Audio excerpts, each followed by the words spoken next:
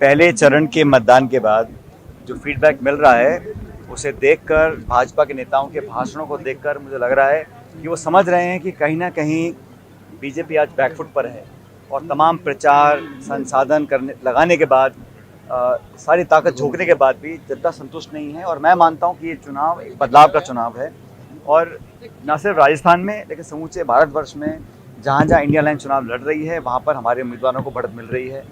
और जो narrative set हुआ है पिछले 2-3 दिन में वो बड़ा अचंभे वाला है और मुझे लगता है कि जिम्मेदार पदों पर बैठे लोगों को इस प्रकार की शब्दावली का, इस प्रकार की भाषा का उपयोग नहीं करना चाहिए, क्योंकि जो बातें बोल रहे हैं चुनाव में, हमें तो किसान की, नौजवान की, विकास की, उन्नति की, उद्योग की, निवेश की, एक बेहतर भारत बनाने की बात करनी चाहिए। हम चर्चा अगर करते हैं वही मंदिर मस्जिद और वो मंगलसूत्र और इस तरह की बातें कर कर मुझे लगता है भावनाओं को भड़काने का काम हो रहा है। कहीं ना कहीं उस पर परहेज करना चाहिए। और मैं तो कह रहा हूँ 10 साल में जो सरकार ने किया है, अगर इतना अच्छा काम किया है कि आप आत्मविश्वास है आपके अंदर कि आप जीत कर आएंगे, तो उस पर चर्चा करनी चाहिए, उस पर संवाद होना चाहिए। जनता के बीच जाएं तो 5 साल का रोड मैप आप प्रस्तुत करें कि आप आगे क्या करेंगे। जैसे मैंने पहले कहा, खुद 10 साल सरकार हो गए, अब 5 साल और मांग रहे हैं, खुद के लिए 15 साल। और नौजवान जो फौज में जाना चाहते हैं उनको कहा तुम अग्निवीर बनो और 4 साल में रिटायर हो जाओगे। तो ये न्यायपूर्वक नहीं है। इसलिए चुनाव में जो कांग्रेस का पड़ रहा है हमेशा से पहले भारी था, अब और लगातार जनता का समर्थन मिल रहा है। और हरीश मीणा जी हमारे उम्मीदवार हैं यहाँ से।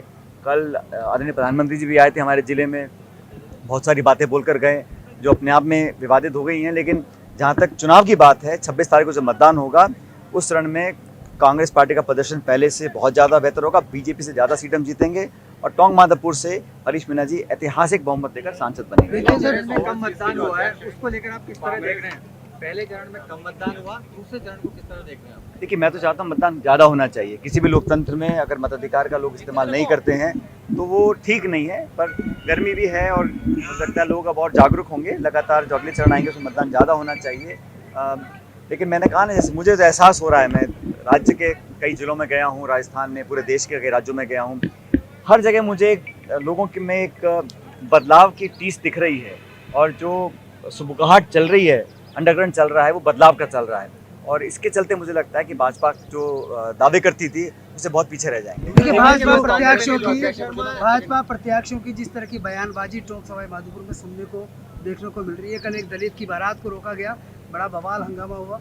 किस तरह? देखिए, किसी के साथ भी अगर अन्याय होता है तो मैं तो उसको कभी कंडोन नहीं कर सकता हूँ। और कोई भी व्यक्ति हो, कोई जाति, बिरादरी, धर्म, समाज हो, किसी के साथ अगर कानून का उल्लंघन होता है, शोषण होता है, पीड़ा दी जाती है तो हम उसका विरोध करते हैं। सरकार, प्रशासन की जिम्मेदारी है कि न्याय मिलना चाहिए और बिना पक्षपात के, बिना भेदभाव के मिलना चाहिए। भाजपा के नेताओं ने नारा जारी कर रखा है कि जो राम को लाए हम उनको लाएंगे, इस तरह पे वोट मांगा जा रहा है।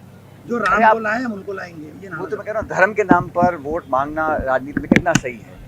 धर्म किस व्यक्ति का क्या है वो उसके व्यक्तिगत उसका एक निर्णय होता है। क्या किसकी पूजा करता है, किसके भजन गाता है, किसका व्रत रखता है, क्या खाता है, क्या पहनता है, उससे राजनीतिक जो पद पे लोग हैं, संविधान से देश चलता है।